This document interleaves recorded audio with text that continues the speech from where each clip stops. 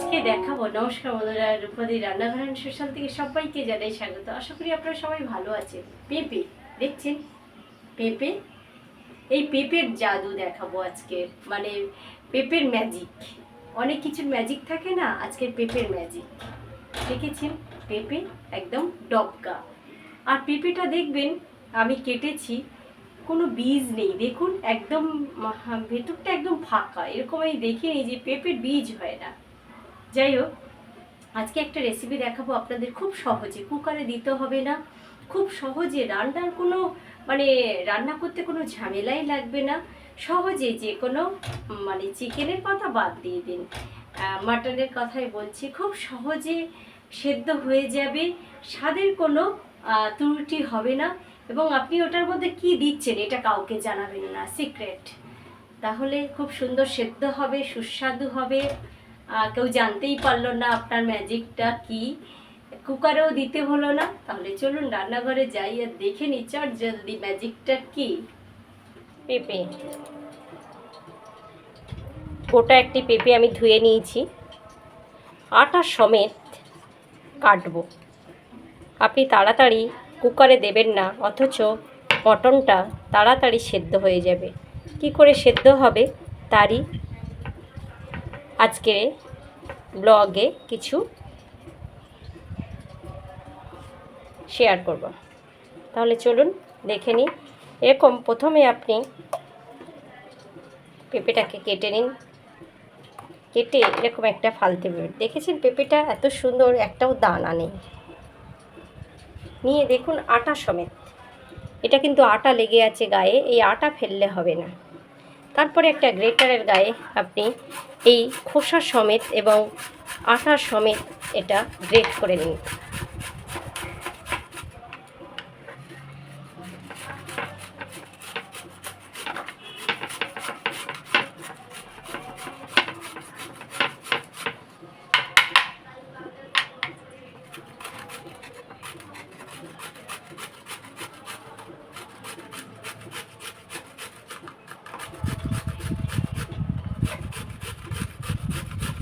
তাহলে কতটা নিলাম?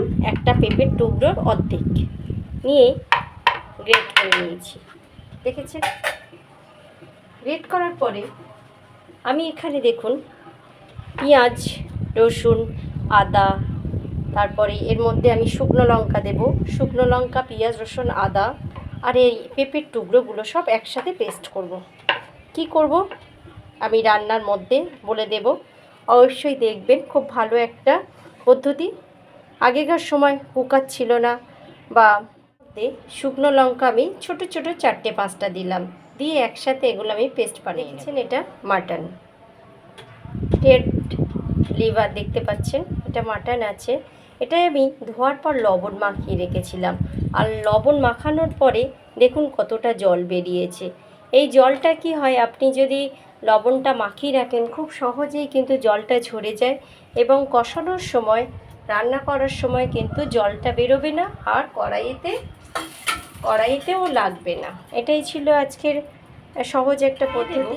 এটার মধ্যে ধুয়ে রাখা মাটনটা, আর এই যে পেস্টটা আমি বানিয়েছি, যে উপকরণগুলো আপনাদের দেখালাম, সমস্ত উপকরণগুলো আমি এখানে মাখিয়ে নেব।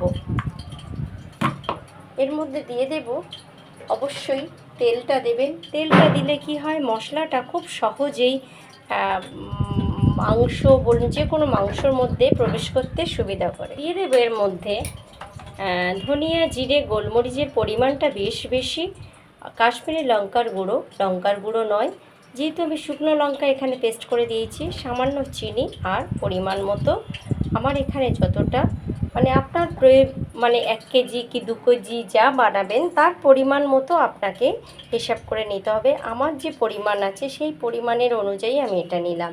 এবার এটাকে আমি বেশ সুন্দর করে মাখিয়ে নিয়ে আধা ঘন্টা 1 ঘন্টা যে যতটা সময় পারবেন মাখানে কোনো টক দই বা টমেটো ব্যবহার করিনি, এটা খেয়াল করবেন।